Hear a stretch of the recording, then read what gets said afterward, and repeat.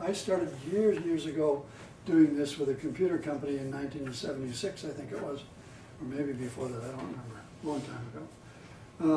And you're talking about the HR department being, you know, a bloody ruin. Well, mine was. My predecessor had been there 60 days. In 30 days he was put on probation, and in 60 days he was fired. And there was no connection between us and the rest of the company. So I had to find out, how do I reconnect here or go find another job? So I looked for a business problem I could solve. It had nothing to do with HR. And I looked in the factory, because we manufactured semiconductors and computers, and I found that we were having some problems in the production areas because we had supervisors who didn't know how to do their job. They'd grown so fast, we hire them on Monday as a board stuffer, and on Friday they're a supervisor. They can't even spell it, much less do it. So I just taught them 8 or 9 basic things. How do you interview somebody? How do you induct them? How do you explain the pay system? How do you coach and counsel and terminate without getting us in jail? Fundamentals, no Hertzberg, no Maslow, no. And then I had a test group and a control group. And I took the guys and gals who were trained first over a 9-month period. I looked at what were the changes from the day to here to here. Then I looked at the people who hadn't been trained yet, but who were doing the same job. And what was the difference? At the top end, 16.6% statistically significant, I'll never forget it. Okay. At the control group, 3% non-statistically significant, osmosis. I took that into the engineers and the finance people who ran the company, and I said, here it is. And they said, well, it can't be true, can it? And I said, well, here's the data, let's look at it. I said, okay, what else can you do? That opened the door. One tiny little project. And then I got to do this, and I got my hands on staffing because they were doing their own hiring. Again, using this guy who was screwing them, and they didn't know it, because I went to accounting and I got the bills. I said, you paid $2,000 for this person? Are you out of your bloody mind? The guy says, what do you mean? He's always been good to me. So yeah, he's screwing you really good. Hope you're enjoying it, at least. And so once they saw that it was costing them money, then he said, well, you think you can do better? I said, hell yes, I can. And so piece by piece, I got my hands on the system. But I didn't get it there by waving a wand and saying, I'm from HR and here to save you. I did it by solving business problems for them. You guys know how to do this stuff. I mean, this is what you're expert at, is manipulating the organization. In a good way. In a good way. Let's call it massage.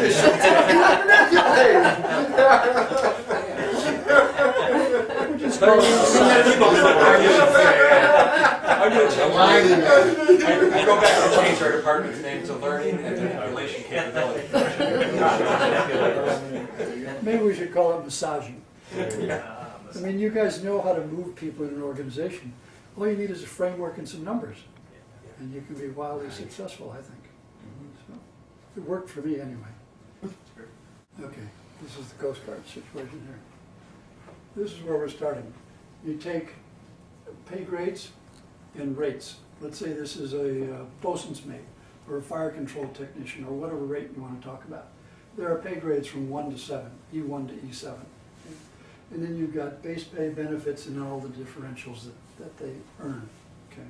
So this is your static point. The compensation department would know this, or at least they ought to know it. Okay. Or at least they can tell you the framework of it. They can say it's 1 to 5% or it's X dollars or whatever. So you could take that and you could apply it to any particular sailor in the Coast Guard. Okay. Who fits one of these? You just run them out and there's his pay. Because this guy's on a tugboat in New York City, so he gets this and this, and he gets a living differential because it's New York, and he's at sea, so he gets that and whatever. That turned out to be the guy who was making all the money. He was on a boat in New York Harbor, and he was like 6 or something.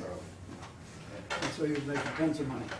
So that's your base. Then the question is, okay, in what case? What is the event we want to talk about? Because this is just the structure. But it applies, it changes depending upon what happens out here. These are all different types of events that may come along. And so the Coast Guard wants to know if they make a policy change, if this is the policy change line, what effect does that have on any given or all of the people in the Coast Guard? And that's what we're working towards. So whatever the defined event is, the question is, what effect do we see here? You're a bunch of Coast Guard officers, and you all have sea duty in your background, so you know what happens when a guy gets on a boat or a ship. So we say to you, okay, event X is happening. we're going on red alert tomorrow because of something that happened. What's going to happen to each of these rates and ranks across the organization?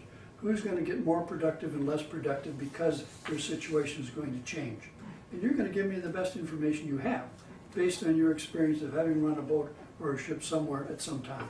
And then collectively, we're going to come to a number and say, this is going to go up by a factor of X or down by a factor of Y. And that's the best we've got at this point. Now, over time, you know, if I live long enough, which I won't, but if I did live long enough, you could develop a database and algorithms where you can be predictive. That's where we're trying to go to. So the sooner we can gather enough events, the closer I can become to being predictive by building algorithms that show us every time we have a red alert, there's the effect. That's where we want to go. Here's what you do when you don't have a dependent variable. This is the National Reconnaissance Office in Washington. NRO is an agency whose job is to put spy satellites in the sky. They call them intelligence satellites, but they're spies. They have fantastic technology. I mean, from 100 miles up, they can read this, almost.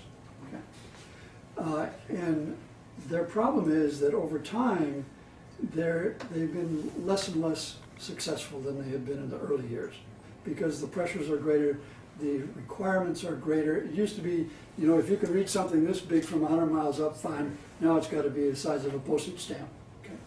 And so the technology quite often isn't even there. They have to invent it as they go. It could be a $5 billion project that lasts 8 years. This is big stuff. High probability of failure. And so the problem was that their program managers are the mission critical position in the company. This is the person who's responsible for getting that box in the sky. Now the problems are 2 or 3-fold with this organization. Number one, the program manager is not an employee of NRO. Program manager either is an Air Force officer or a CIA officer who's in on a short term. So they can't control them. They have to give them excellent performance reviews or they kill their career. So everybody's outstanding. So the performance review system doesn't work. It doesn't even exist. They're only there for 2 to 4 years, and the project is 6, 8, 10 years long. So there's 2 or 3 handoffs through this. So trying to track success is just a total waste of time because there's every excuse that you can think of that these guys have for lack of success. So all we could do was this. To the best of our ability, we did it. We interviewed everybody we could get our hands on, from the director on down. What happened in the past? What were the successes and failures? And we tried to deduce from that, from all this testimony, of what might have caused it. Then we looked into the future and we said, what's the future requirements? Interviews, okay? And they tell us, well, this is what's happening. Congress is doing this, blah, blah, blah, blah, blah. So then we did a correlation here. Okay? And then from that, we then suggested some redesigns. The problem was, again, we had no dependent variable here, so we created a surrogate variable called organization effectiveness.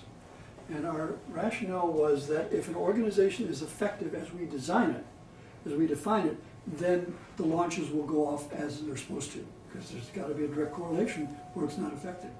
So we created an OE formula that simply said organization or structural issues which are facilitated or inhibited, technical issues which are facilitated or inhibited, and human issues facilitated or inhibited. When you put those 3 together, if they're all moving in the right direction, you should get OE, and that should give you a successful launch. Now, I wouldn't want to do a doctoral dissertation based on this, but I don't have to, because business doesn't require it. So we went out and we interviewed everybody in the organization we could get our hands on. We did a survey of about 250 or 60 middle and upper level people, and then we ran correlations of their opinions about all of this, and there was a whole bunch of questions. And we found out, to make a long story short, there was tremendous agreement that if you did this, you'd have a successful launch. And that was as close as we could get to it.